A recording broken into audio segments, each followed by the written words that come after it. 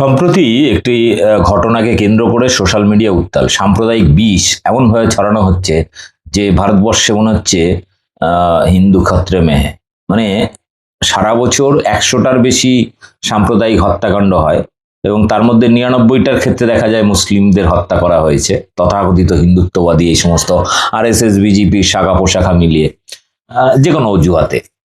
কিন্তু হোলি খেলাকে কেন্দ্র করে একটি মুসলিম মহিলাকে, একটি বাচ্চা, 9-10 বছরের একটি বাচ্চা বাড়ির ছাদ থেকে তার গায়ে রং দেয় এবং সেটা নিয়ে একটা ঝগড়া ঝামেলা শুরু হয় এবং সেই ঝামেলাকে কেন্দ্র করে আহ, দুই সম্প্রদায়ের মধ্যে একটা ঝামেলা হয়েছে বলে একটা প্রচার করা হচ্ছে।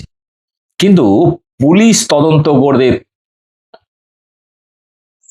এবং এই ঘটনাকে কেন্দ্র করে সোশ্যাল মিডিয়া জুড়ে হিন্দুত্বের জিগির তুলে উঠছে। মানে এমন মরাকান্না শুরু করেছে যে হিন্দুদের পিটিয়ে হত্যা করে দিল মুসলিমরা, এরকম একটা আবহাওয়া তৈরি করার চেষ্টা করছে। কিন্তু বাস্তব ঘটনা আমি আগে যেটা বললাম, ভারতবর্ষে প্রতিদিন ঘটে চলা সাম্প্রদায়িক হিংসার বলি হওয়া 100 জনের মধ্যে 99 জন সংখ্যালঘু মুসলিম, একটা হয়তো হিন্দু হয়। এবং সেক্ষেত্রেও ঘটনাকে এমনভাবে সাম্প্রদায়িক মগরকে পরিবেশন করা হয় যেটা বাস্তবেই সম্পূর্ণ বা অর্ধসত্য, সম্পূর্ণ মিথ্যা কিংবা অর্ধসত্য। এই দিল্লির ঘটনার এই কেন্দ্র করে, মানে হোলিকে কেন্দ্র করে দিল্লির এই ঘটনা নিয়ে অনেকটা এরকমই ঘটেছে। সামনাসামনি দুটো পরিবার দীর্ঘ কয়েক দশক ধরে তাদের বাড়িতে জল নিয়ে, উঠোন নিয়ে, ময়লা ফেলা নিয়ে, গাড়ি পার্কিং নিয়ে তাদের মধ্যে কয়েক দশক ধরে ঝামেলা চলছে। যেমন হয় ভাইয়ে ভাইয়ে পাশাপাশি ঝামেলা যেমন হতে থাকে, অনেকটা সেরকম। এবং মাঝে মাঝে এই নিয়ে প্রচুর লাঠিসোঁটা মারামারিও হয়েছে এবং এটা কয়েক দশক, মানে 30-40 বছর ধরে এই ঝামেলাটাই চলছে। এরা কিন্তু পূর্ব পরিচিত, এরা কিন্তু রাজস্থান থেকে আসা, দিল্লিতে বসবাস করা এই পরিবারটা রাজস্থানেও একসাথে থাকতো, দিল্লিতে এসেছিল একসাথেই এসেছিল এবং একসাথেই থাকতো। অর্থাৎ একটা পারিবারিক সম্পর্ক রয়েছে, তার মধ্যে দাঁড়িয়ে এই ঘটনা। এবং এই ঘটনায় কিন্তু দুপক্ষেরই মানুষ আহত হয়েছে, হসপিটালাইজ। তার মধ্যে এই তরুণ কুমার বলে ছেলেটি, 26 বছরের ছেলেটি, মারা যায়। এবং মারা যেতেই এটাকে নিয়ে সাম্প্রদায়িক রং লাগানো শুরু করে বিজেপি আরএসএস সারা দেশ জুড়ে।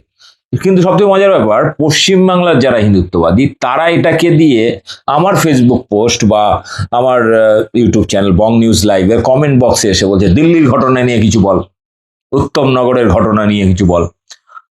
তো বিষয়টা হচ্ছে এই, আপনাদেরকে আমি কিছুই বলবো না। দিল্লি পুলিশের দ্বারকা ডিভিশনের ডিসিপি কুশল পাল সিং এবং অন্যান্য আধিকারিকরা যে তদন্ত করেছেন এবং যে বিবৃতি দিয়েছেন সংবাদ মাধ্যমে, আপনাদের সেই বক্তব্যটাই শুনিয়ে দিই।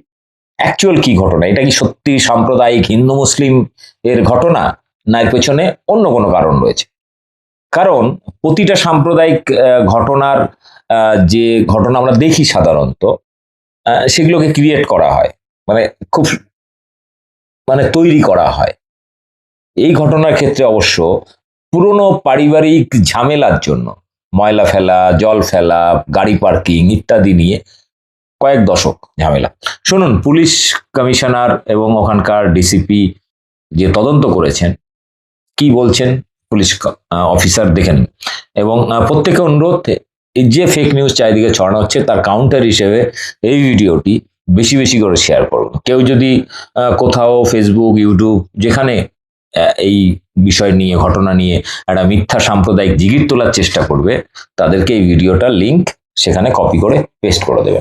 তো দেখুন পুলিশ কি বলছে দিল্লির হোলির দিনে ঘটা সেই মর্মান্তিক ঘটনার, যেটাকে সাম্প্রদায়িক রং লাগানো হচ্ছে, বাস্তবে সেটা साम्प्रदायिक না অন্য কিছু। দেখুন, ব্যাপক শেয়ার করুন। परिवारों की जो लड़ाई थी उसमें चोट लगी है और यही इंसिडेंट रहा है, उसमें एक व्यक्ति की आज मृत्यु हो गई। क्या झगड़ा किस बात को लेकर शुरू हुआ था? अड़ोसी पड़ोसी है तो कुछ घरेलू मामलों को लेकर लड़ाई हुई थी। जा रहा है कोई गुब्बारा वगैरह कुछ ऐसा ठिकाना था? होली का दिन था तो गुब्बारा किसी ने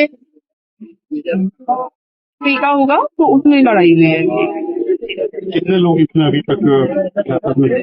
हिरासत में जितने लोगों का कल नाम आया था हमारे पास कंप्लेंट में, सब सारे लोग हिरासत में हैं और अभी भी हमारी कार्रवाई चल रही है। के दौरान ये भी पता चला कि जैसे पड़ोसी के बीच में जो नॉर्मल होते रहते हैं इसमें कि पार्किंग को लेके झगड़ा, नॉट ए कम्युनल, तो वो भी पहले होता आया है।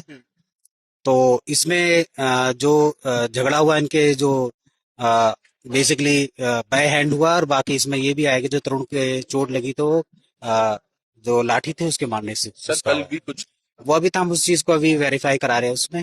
तो जो भी इसमें प्रॉपरली लीगल एक्शन होगा करेंगे। तो हम इसके मामले में जो हमारे सीसीटीवी फुटेज थे वो उसको चेक करा रहे हैं। तो उसमें जो भी फर्दर एक्शन होगा हम आप लोगों को सर एक आखिरी सूचित करेंगे। सवाल उसके लिए हमने, क्योंकि लॉ एंड ऑर्डर की अप्रीहेंशन की वजह से हमने पर्याप्त सुरक्षा के इंतजाम किया है इसमें।